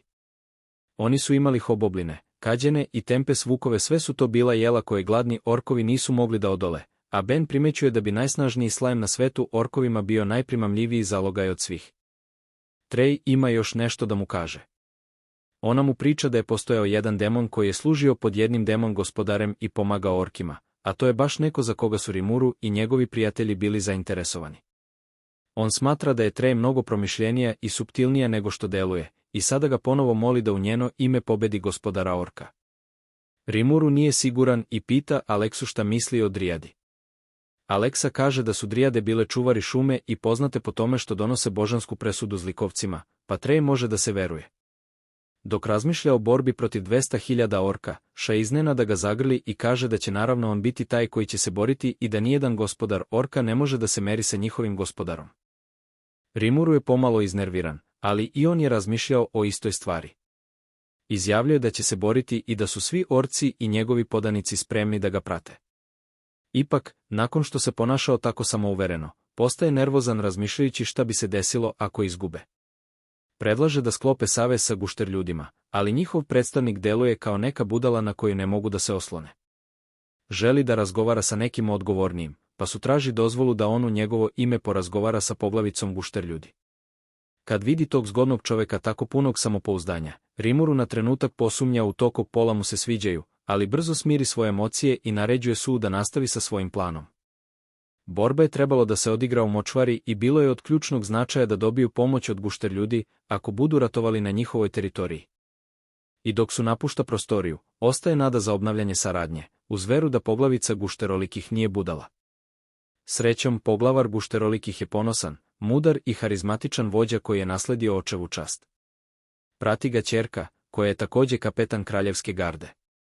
Kada su nenajavljeno upada na njihovu teritoriju, pošto je za njih prejak i dolazi s miroljubivim namerama, poglavar mu s poštovanjem dozvoljava da iznese poruku koju je nosio. Suobjašnjava poglavaru gušterolikih da je njegov gospodar Rimuru Tempest i da namerava da ubije gospodara orkova, po ličnom zahtevu drvne vile, i zbog toga želi da napravi savez sa gušterolikima. Dok mudri kralj ozbiljno shvata njegove reči, jedan od čuvara bezobrazno vređa Rimurua, što su spremno dočekuje sa namerom da mu odrubi glavu, ali poglavar se izvinjava u ime svog vojnika i pošteđuje ga. On zna da osoba koja može da imenuje ogra i pozove ga da se razvije nije bilo ko. Zato pristaje da napravi savez nakon što lično upozna Rimurua. Su kaže da je to u redu i prenosi poglavici guštera da će ga ovde sačekati za nedelju dana, moleći ga da ne napada orke u međuvremenu. Poglavica prihvata i ukazuje poverenje Rimuru iako ga ni ne poznaje, ali njegov plan propada kada se Gabi vrati kući, ohrabren demonkom po imenu Laplace da preuzme lidersku poziciju od svog oca koji je izgubio autoritet i previše je lakoveran. Gabi to i uradi uhapsivši svog oca i sestru i odlučujući da kao vođa guštera pokrene rat protiv orka. Ali problem je što uopšte ne shvata kakva stvarna užasna moć stoji iza vladara orka. Rimuru i njegova družina odlaze u močvare da pomognu gušterolikima u ratu protiv orkova. Sa njim su Ben, Haku, Šijen, Suiranga, kao i goblinski jahači čiji je kapetan Gopta. Velikif je ostao, dok su Rigor i ostali u selu da pobegnu ako izgube bitku. Dok Jašu su obaveštava Rimurua da je primetio kapetana straže poglavice gušterolikih kako se bori protiv grupe orkova i pita ga za uputstva. Rimuru ga pita da li misli da može da pobedi, na šta zgodni Kim bez dvoumljenja potvrđuje, pa dobija dozvolu da krene napred. Rimuru tada kaže svojim saputnicima da će im se pridružiti u borbi. Međutim, kada stižu na mesto, svi orkovu su već mrtvi, a su pomaže povređenoj ženi gušteru. Ona je teško ranjena, ali Rimuru je izleči pomoću svojih magičnih napitaka, nakon čega se i predstavi. Čim je čula njegovo ime, devojka gušterka se poklonila pred njim, moleći ga da spase njenog oca i njenog brata Geba. Objasnila je da je Geb organizovao pobunu, preuzeo presto poglavice i sada vodio otvoreni rat protiv orkova. Bio je budala sa polovičnim znanjem, koji nije ni bio svestan prave moći orkovskog gospodara. Molila je Rimurua za pomoć, a Šajen je prva prišla i rekla da, pošto je prepoznala koliko je njihov gospodar velik, sigurno ima talenta.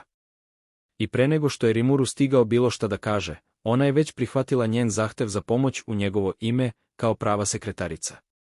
Ćerka poglavice, geknologist, kao njegov zvanični predstavnik odmah sklapa savez sa njom. Rimuru naređuje Sue da spase poglavicu ljudi guštera i izgleda da zgodni ninja ima još veštine koje mogu zagolicati sujetu njegovog šefa. Sa tim, Rimuru kreće dalje sa svojim vojnicima ka bojištu, gde se Gabi ispostavlja kao iznenađujuće dobar vođa. On koristi gerilsku taktiku, pri kojoj gušteroliki koriste svoju prednost u pokretljivosti po močvarama i iznenada napadaju orke. Međutim, kada naredi svojim vojnicima da se povuku, Gabi se zgrozi prizorom orka koji jedu mrtve saborce. To im povećava snagu, pa ubrzo uspevaju da savladaju gušterolike i pojedu čak i njega. Gabi naređuje svojim ljudima da se odmah povuku, ali su opkoljeni sa svih strana od strane orka. Orci se sada kreću mnogo brže i tada Gabi primećuje da imaju plovnu kožicu i krljušti, baš kao gušteri. Ostali vojnici gušteroliki prijavljuju da je ta promjena nastala odmah nakon što su orci pojeli gušterskog vojnika, i sada Gabi shvata koliko je situacija u kojoj se nalazi teška. Ali, kao pravi zapovednik, preuzima kontrolu nad svojom vojskom i naređuje im da ostanu u uzbijenom poretku, dok zmajevima, koji su im se pridružili, ostavlja mesto u sredini. Priznaje poverenje svojih vojnika čak i dok se opasna orkovska svita približava. Međutim, tada se svi zaustavljaju i ispred njih izlazi ogroman oklopljeni ork zastrašujuće pojave. Geb pomisli da je to gospodin orka i izaziva ga na dvoboj. Ali ork odgovara da je on samo ork general i da je mnogo slabiji od gospodina orka kada je reč o snazi.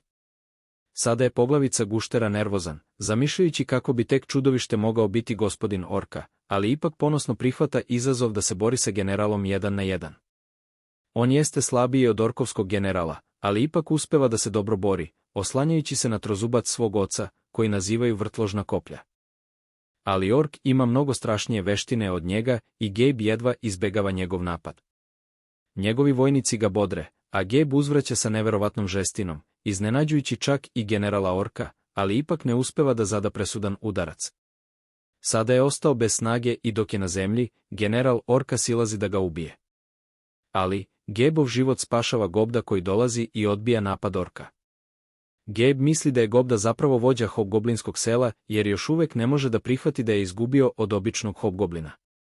Gobda, sa druge strane, misli da je gušter poludeo, ali sada ima mnogo važnijih stvari kojima treba da se bave. On i Ranga su tu da pomognu gušteru da se bori protiv orka po Rimusovom naređenju.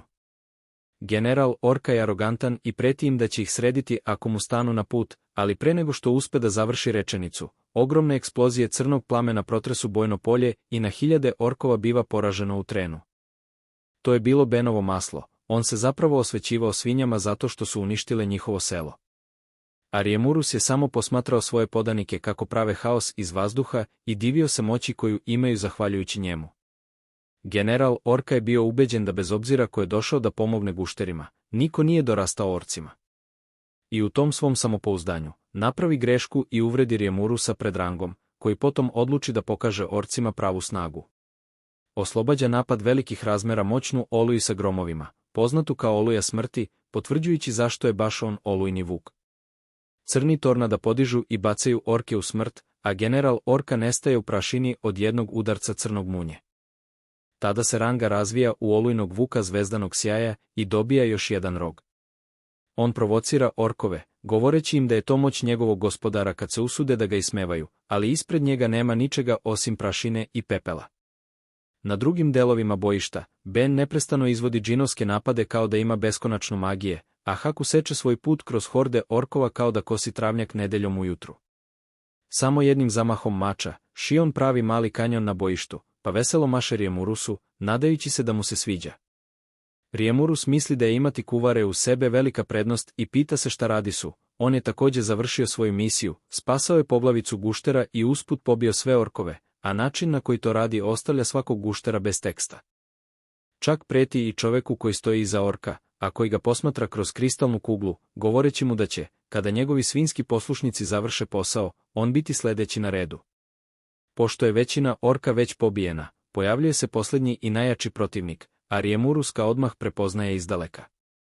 Gospodar orka je toliko veliki koliko i generali, a njegova omiljena fraza je, gladan sam, ako si gladan, uzmi Snakers, prijatelju. Riemurus stavlja svoju masku koja potiskuje magiju i obećava da će brzo da okonča gospodara orka. Dok se sprema da uđe u borbu, čuje da nešto leti prema njemu i uspeva da izbegne udarac. Nije bila raketa, već osoba demon Gelmud, koji nosi jeftinu masku doktora iz srednjeg veka i ponaša se kao frustrirani učitelj kome đaci ne slušaju.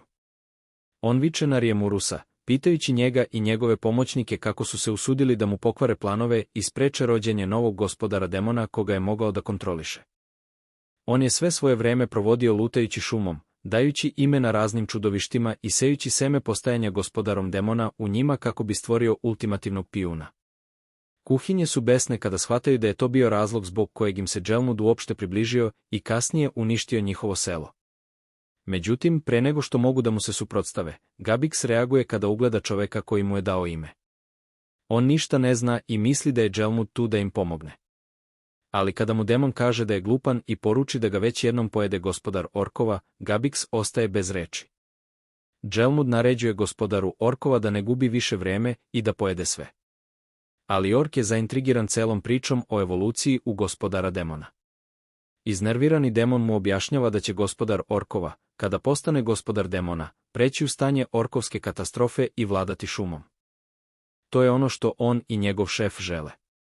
Iako su Gelmuda upozorili da se ne meša u borbu, on smatra da nema izbora i napada Gabea, koji preživi zahvaljujući vernim vojnicima koji ga štite od napada. Gušter počinje da plače zbog žrtve svojih prijatelja, a Gelmud ga napada još jačim udarom, govoreći mu da postane hrana za ork gospodara i da bar jednom bude koristan. Međutim, Rimeru staje ispred Gabea i upija napad koristeći svoju sposobnost predatora. Zatim provocira maskiranog demona, govoreći mu da takvim udarom ne bi ni muvu mogao da ubije. Gabe sada konačno shvata da je on veliki i milostivi gospodar slajmova Hagablina i dobija napitke za isceljenje kako bi pomogao svojim prijateljima. Sada Rimeru odlučuje da se suprotstavi Gelmudu i vezuje ga čeličnim nitima. Njegovo mišljenje o Gebu se popravilo i sada udara demona nekoliko puta i u Gebovo ime. Gelmud sebe naziva višim demonom, ali posle nekoliko udaraca menja nadmeni ton i počinje da preti Rimeru da njegov gazda ovo neće tolerisati. Rimeru ga pita da mu kaže ime svog gazde, kako bi i njega mogao da pobedi. Gelmud na to nema odgovor i beži kod Ork gospodara po pomoć. Zove ga po imenu, Geld, i traži da mu pomogne. Ork gospodar se tada prisjeća trenutka kada ga je Gelmud imenovao, pa polako kreće napred dok se demon raduje, misleći da će sada njegov potrčko preuzeti borbu. Ali, umjesto toga, Ork gospodar ubija Gelmuda i pojede ga da utoli glad. Čini se da će Gelmudov plan ipak uspeti, jer ga nakon toga Geld poždere i pretvara se u gospodara demona, baš kao što je to Gelmud želeo. Pobedio je, ali po koju cenu? Geld je postao gospodar demona Orkov užas, i sada Rimeru ne može samo da stoji i gleda šta će biti dalje. On mora da ubije Orka pre nego što ovaj zaista donese katastrofu šumi. Ali pre nego što uopšte uspe da dođe do borbe, kuhinje napadaju Orke da bi izravnale stare račune. Šion prva kreće u napad, ali ona je samo mamac da Haku može da odseče glavu Orkovoj katastrofi. Međutim, ni to nije dovoljno da ga zaustavi, jer Ork ponovo pričvršćuje glavu nekim sluzavim tečnošću, a njegova sposobnost izlečenja bi i Deadpoola i Wolverina ostavila bez reči. Kuhinje još uvek nisu odustale su zatvara Geld u zatvor od konaca, dok Bem koristi svoj pakleni plamen da ga sruši. Za kraj, Rangway koristi napad crnom munjom i pritom potroši svu svoju magiju. Ali izgleda da je, čak i posle svih tih snažnih udaraca, Geld samo neznatno povređen. Dok Rimeru i njegovi podređeni šokirano ovo posmatraju, svedoci su toga da jedan od Geldovih generala nudi svoje telo njemu, a on ga proždire da bi stekao još veću moć i zalečio pekotine koje je upravo zadobio. On još uvek ne koristi u potpunosti napad koji je dobio nakon što je pojeo Gelmuda, da bi pobio sve pred sobom, ali Rimeru ga ponovo apsorbuje. Zatim govori svima da sada puste njega da se bori umjesto njih. Iako je to rekao, ipak namerava da se osloni na nekog drugog. Kaže Aleksi da pobedi Gelda i ona preuzima kontrolu nad njegovim telom, pokrećući automatski režim borbe. Dakle, velika mudrost nije samo Aleksa, već je ona i nešto poput Jarvisa iz Ironmana. Čini se da je još veštija u borbi od Rimera. Ona uspešno izbegava napade Ork kataklizme i zadaje mu ranu crnim plamenom, tako da ne uspeva ni da se regeneriše. I on to primećuje, pa sam sebi kida ruku da bi mogao da regeneriše rame. Geld sada prelazi u napad i napada Rimera sa svih strana. Zahvaljujući Aleksi, on lako upija njegove napade i zatim mu dopušta da ga zarobi. To je uradio kako bi aktivirao veštinu Flare krug koji je dobio od Iferata. Ta veština nanosi izvesnu štetu Geldu, ali on brzo postaje imun na vatrene napade, a Rimeru tada kaže Aleksi da će on sada preuzeti borbu i teši je kako se ne bi osjećala loše poput povređene devojke. Zatim govori Geldu da bi imao sreće da je izgoreo do smrti, jer ga sada čeka još gora sudbina. Kaže mu da ga je prepoznao kao neprijatelja i da će ga sada shvatiti ozbiljno. Geld se smeje, govoreći da on ne može ništa da uradi i da će biti pojeden. Ali Rimeru mu kaže da je planirao da proguta Orka pre nego što on dobije priliku da pojede njega. Rimeru tada otkriva svoju pravu prirodu kao slajm koji prekriva Geldovo telo, govoreći mu da nije jedini koji ima veliku glad. Ulaze i takmiče se u tome ko će koga prepojesti, jer pobednik je onaj ko prvog pojede protivnika. Ubrzo to prerasta u borbu između Rimerovih predatorskih sposobnosti i Orkovih moći isceljivanja. Svi posmatraju kako Geld daje sve od sebe protiv Rimerova, a dok ga ovaj jede, Rimeru može da vidi njegova sećanja na događaje koji su Orka doveli ovde. Pre nego što je dobio ime, Geld je bio poglavica jednog orkovskog plemena. Zbog teške suše u njegovom kraju i poraza koji je ostavio decu gladnom, otišao je toliko daleko da je žrtvovao sopstvene udove za njih, jer je mogao ponovo da ih izraste. Čak i kada ga najstariji sin moli da prestane da sebe povređuje, Ork vođa govori da će njemu uvek ponovo izrasti ono što izgubi, ali da novorođenu decu ne treba ostavljati da umru. Onda je krenuo u veliku šumu džura kako bi pronašao bilo kakvu hranu za svoj izgladneli narod. Ali je na putu kroz šumu umro od gladi, i dok je padao u nesvest, Geld mu je prišao, ponudio mu ime i nešto da jede. Iako je postojala opasnost da ga samo iskorišćava, Gelt je ipak prihvatio njegovu pomoć. Sad Gelt objašnjava Rimeru da, bez obzira na sve, ne može biti pojeden zarad svog naroda. Ali Rimeru je već pobedio bitku na polju i govori Geltu da je izgubio i da će sada biti pojeden. Gelt se opire, govoreći da ako umre, njegov narod će morati da nosi teret njegovih grehova. Ne može to dozvoliti i spreman je da na sebe preuzme svu glad svog naroda, samo da oni ne bi ostali bez hrane. Ipak, Rimeru ga smiruje, kaže da će proždrati njegove grehe, kao i grehe njegovih ljudi. Rimeru je potpuno progutao Gelta, i pre nego što je nestao, pokazao je orku viziju zemlje obilja, gde se izdaleka čuje smeh dece. Gelt pada na kolena i plače dok zahvaljuje Rimeru što je pojeo njegove grehe i konačno ga ispunio. Imaš moje poštovanje, gospodine Geldu. Tada mu Aleksa kaže da su svi tragovi Gelda nestali, a Rimuru oslobađa svoj ogromni sluzavi oblik kako bi se ponovo pretvorio u čoveka. Baš kao što je orkovska katastrofa i pojela efekat jedinstvene veštine, njegove izgladnele pristalice nestaju i ponovo postaju obični orkovi te zaustavljaju svoju invaziju. Svi kliču Rimeru, a čak su i orkovi srećni što je njihov kralj oslobođen kletve. Sada, kad su pobedili zajedničkog neprijatelja i uslovi ugovora su ispunjeni, Rimuru govori kuvarima da su sada slobodni da sami biraju svoj put. Međutim, toliko su vezani za svog gospodara da mu kažu kako će mu služiti do kraja života i da bi im to bila najveća čast.